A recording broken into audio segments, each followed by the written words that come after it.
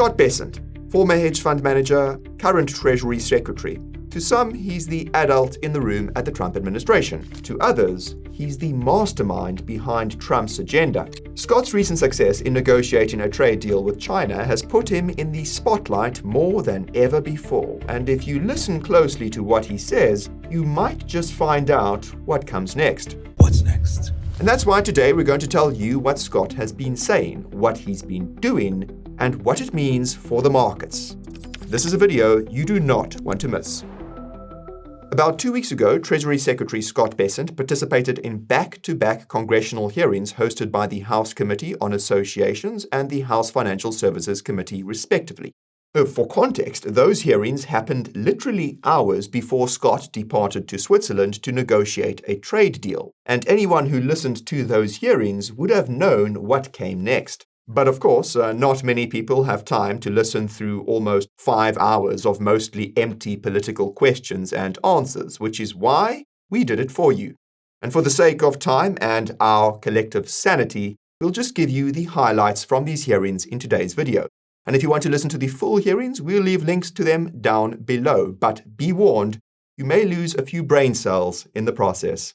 Now, the opening statement that Scott gave in both hearings was basically identical and incredibly significant. First and foremost, Scott asked the politicians present to work together to pass Trump's spending plan as soon as possible so that the debt ceiling can be raised before the clock runs out. For reference, the debt ceiling means that the US government cannot issue any additional debt. And this is a problem because issuing more debt is essentially the main way the US government funds its spending. And this includes paying off old debts, which is pretty crazy when you think about it. Now, to bring you up to speed, the debt ceiling was hit back in January, and if it's not raised, the US government could potentially default. Not surprisingly, a few politicians asked Scott what the so-called X date was. Put simply, they asked him when the US government will run out of money and default. And what's surprising is that Scott refused to provide a straight answer.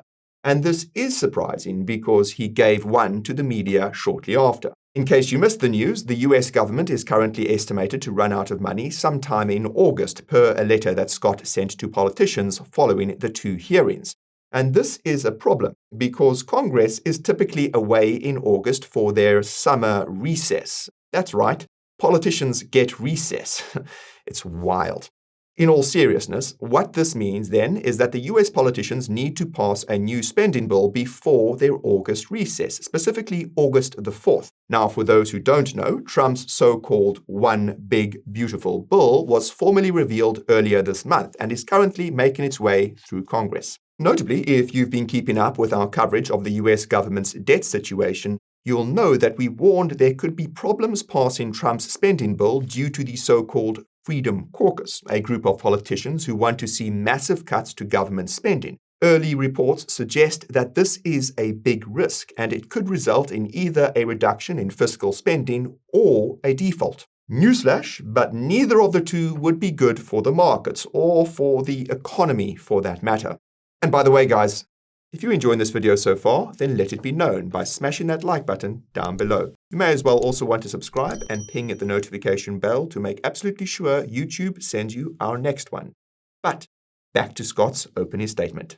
Again, the first thing he focused on was trying to get Trump's spending package passed. But obviously, politicians are going to want something in return, particularly the Freedom Caucus. Specifically, they want other revenue sources to offset things like more tax cuts. As you might have guessed, additional federal revenue is one of the primary reasons why the Trump administration has been pressing on tariffs so hard. The goal is to effectively use tariff revenue to pay for all the stuff in Trump's spending bill. And this is why Scott also focused on tariffs in his opening statement. Now, at first glance, you might think that tariffs are counterproductive because they amount to a tax on consumers. After all, that's what the media has constantly been saying. But upon closer inspection, however, you realize there's a lot more nuance to this, especially when you combine it with other factors. The main one that everyone has been missing in this regard is deregulation, which was yet another focus of Scott's opening statement. As we mentioned in our recent video about Stephen Moran's plan, deregulation can practically offset the costs of tariffs, which are likely to be passed on to corporations. Now, for those unfamiliar, all the inflationary fears around tariffs fundamentally assume that corporations will pass on the costs of tariffs to consumers. And when the economy is strong, this is exactly what they do. And some of them will actually take advantage of the situation to hike prices much more than the tariffs actually demand. As you've probably noticed, though, the economy isn't that strong, and that's because consumers have been pulling back on their spending. In fact, the corporations have noted in their recent earnings calls that they've had a hard time passing on higher costs to consumers, with some like Walmart saying that they would swallow the cost of tariffs to try and even gain market share, never mind the offsets that currencies can provide as well. In other words, the tariffs pay for Trump's spending bill, and corporations pay the cost of the tariffs. In theory, this would result in less profits for corporations, which is probably why the corporate media has been freaking out about tariffs. In practice, though, the costs of tariffs that corporations must pay will be offset by lower taxes and less regulations. Logically, the former assumes that Trump's bill will pass. As for the latter, Scott revealed during his hearings that the US government is working to cut regulations as quickly as they can, and that the benefits of these will start to reflect in the economy in Q3 and Q4 of this year. What this means then is that corporations could continue making massive profits despite the tariffs later this year, and particularly now that it's becoming clear that the tariff rate on most countries will only be 10%. And FYI, these 10% tariffs do not apply to the final product you buy on the shelf, but the price that the company pays when they purchase the product from their supplier. Using iPhones as an example, they only cost Apple around $500 to make, and a lot of that cost is not in the manufacturing. And this means that, hypothetically, a 10% tariff rate means it will cost Apple $550 to make an iPhone. Not that big of a deal. Funny enough, though, Apple is reportedly considering raising the prices on iPhones later this year. They're likely waiting to see whether they can get away with forcing the consumer to swallow the cost. With some luck, deregulation will offset these costs, and there will be no need to increase prices at Apple. Oh, I didn't see you there. Well, now that I've got you, I may as well let you know about the Coin Bureau deals page. It's over there where you'll get $100,000 sign-up bonuses on the best exchanges in crypto, as well as 60% trading fee discounts on said exchanges. And you can also get discounts on hardware wallets. All of that in the Coin Bureau deals page down below in the description. Now you go back to the video, I'm going back to chillaxing. On that note, another hot topic during Scott's hearings was the Department of Government Efficiency, aka DOGE. As most of you will know, DOGE is an initiative by the Trump administration to cut wasteful government spending that was headed by Elon Musk. What you may not know, though, is the extent of the fraud that they discovered, something that Scott revealed during his first hearing, specifically during his exchange with House politician Ashley Hinson. She asked Scott to give an example of the wasteful government spending that DOGE had cut. Scott gave a jaw-dropping answer, and that's that 1/3 of all outgoing payments from the Treasury Department did not have a certain tracking code. In plain English, it's possible that up to 1/3 of all US government payments were just disappearing somewhere into the void. Now, Scott explained that this is the reason why no government agency can pass an audit. 1/3 of all their spending is unaccounted for. If that wasn't insane enough, Ashley asked Scott who these payments were going to, and he said that he could not say. As a not-so-fun fact, Elon claimed in an interview with Joe Rogan that if DOGE was to cut 100% of all the wasteful government spending, that he would probably be killed. Sounds like he wasn't joking. Newsflash, this suggests that some very powerful interests have been receiving US government money.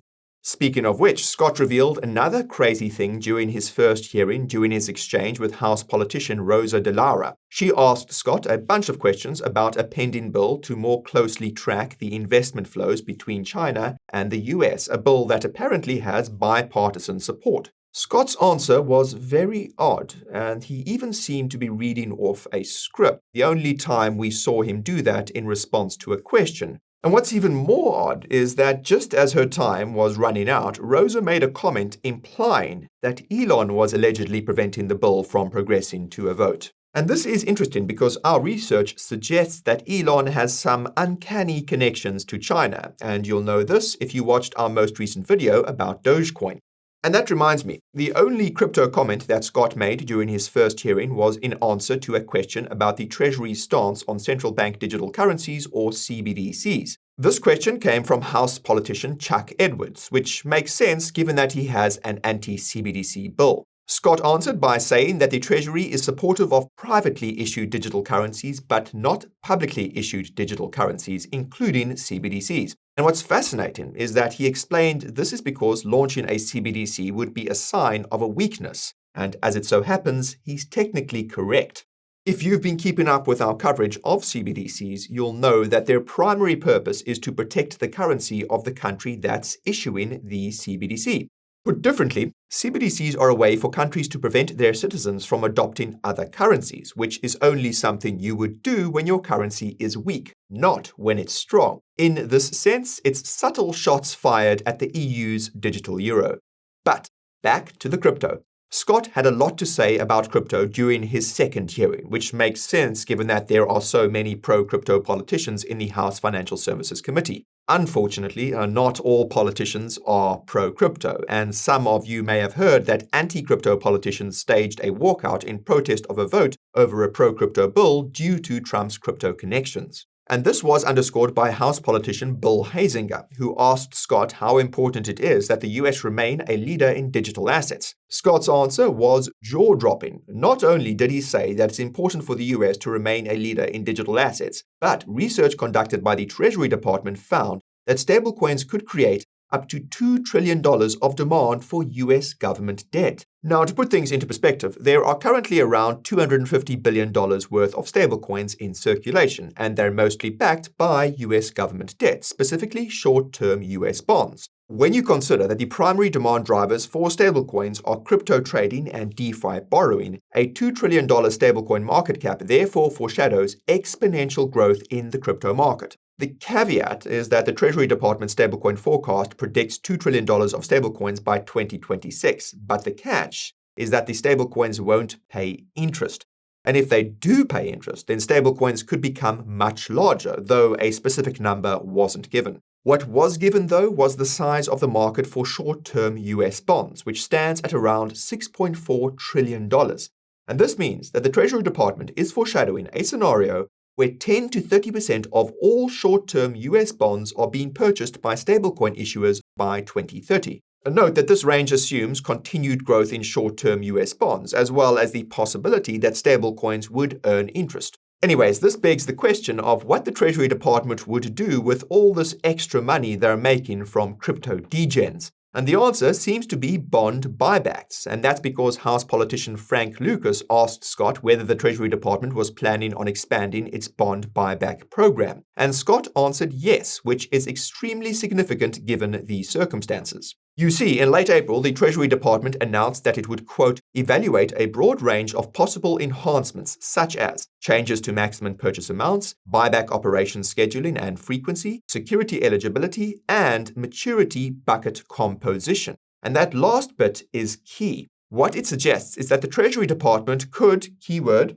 could, do something like issue large amounts of short-term bonds and use the proceeds to buy long-term bonds. And this would have the practical effect of lowering long-term bond yields, which would lower long-term interest rates and stimulate the economy and the markets. It would arguably be almost identical to the Fed's famous QE program. Under normal circumstances, this would be easier said than done, because you'd need a big buyer of all the short-term bonds to make this secret QE possible. But against a backdrop where stablecoin supply is growing exponentially and issuers are buying short-term bonds hand over fist to back their tokens, it suddenly becomes a very easy thing to do. But I'll remind you that this is all hypothetical for the time being. What is very real is the stimulative effect that the Treasury bond buyback programs are having right now. Buying back older bonds and replacing them with newer bonds has the practical effect of making it possible for holders of these bonds to take on more leverage, resulting in an increase in liquidity around the margins.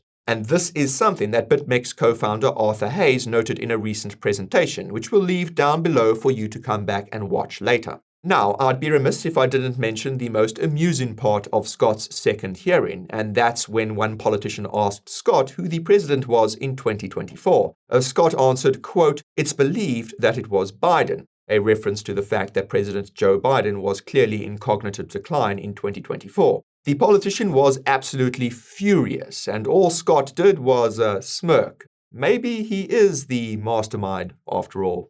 And this brings me to the big question, and that's what all of this means for the markets. And the answer ultimately depends on whether the Trump administration can successfully execute the stuff that Scott outlined in his testimony. Tariffs to pay for Trump's spending plan, deregulation to pay for the tariffs, and stablecoin growth and bond buybacks to keep the bond market stable during this turbulent transition period. Believe it or not, but the tariff part seems to be working as intended. And that's because tariffs brought in almost $70 billion of federal revenue in April, much higher than the Congressional Budget Office had estimated. Meanwhile, inflation in April fell much lower than estimated per the recent CPI print. We can debate whether these trends will continue, but the fact of the matter is that higher than expected tariff revenues are excellent news for negotiations around Trump's spending plans. Politicians can now point to these increased revenues as proof that they can afford to cut taxes and whatever else. Deregulation is where things get a little bit tricky because any positive effects associated with it are likely to come with a lag per Scott's own testimony. And this means it's possible that the economy could continue to weaken in the interim just because corporations will be eating the cost of tariffs without reprieve.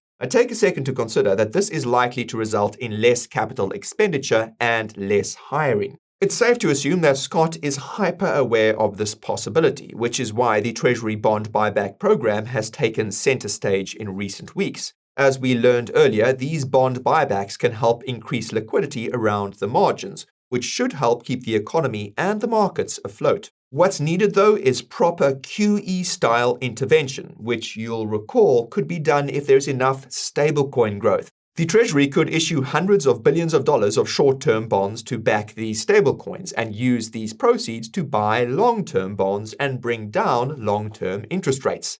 And this would be a more direct injection of liquidity that boosts the economy and the markets. Anyhow, the key takeaway is that Scott has lots of tools at his disposal, and the success in his recent negotiations with China suggests that he knows how to use these tools. And this is expected given that Scott once famously broke the Bank of England with George Soros. The real question is whether Scott has the power to fix the Fed, or rather, to play the role of the Fed, since the Fed isn't keen on playing ball. This remains to be seen, but the expanded bond buybacks by the Treasury are evidence that Scott is slowly headed in that direction. It's easy to forget that we've been in an environment of fiscal dominance since late 2022. The Fed doesn't matter nearly as much as it did when it comes to the economy, the markets, and even interest rates. It's all up to the Treasury now, and Scott has stepped up to the plate. So far, Scott has been hitting home runs, and chances are this will continue. If all else fails, Trump could just take control of the Fed and force them to do what he wants. And you can learn more about that in our latest video on it right over here.